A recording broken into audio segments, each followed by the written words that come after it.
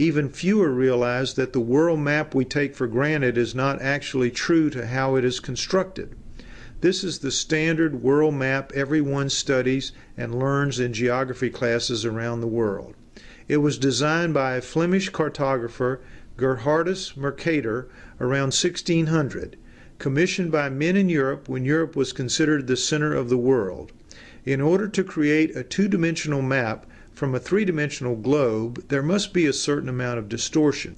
In Mercator's case, he abused that license to distort for the benefit of his European employers. He produced a map with a decidedly European centrist viewpoint and with strongly racist overtones.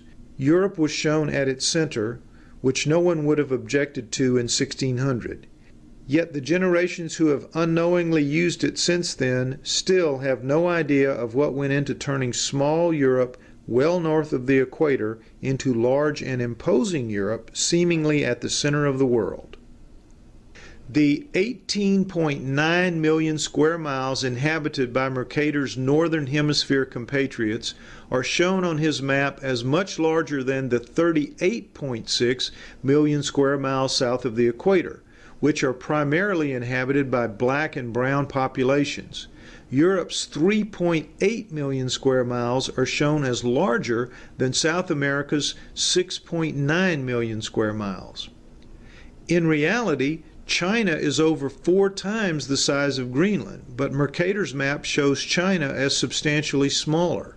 Scandinavia, with only 0.4 million square miles, is shown here dwarfing India's 1.3 million square miles, which is 3 times larger.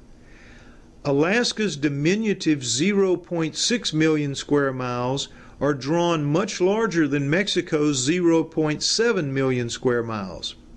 Perhaps the most egregious distortion is found when comparing the inflated 8.6 million square miles of the old Soviet Union to the greatly diminished 11.6 million square miles of Africa.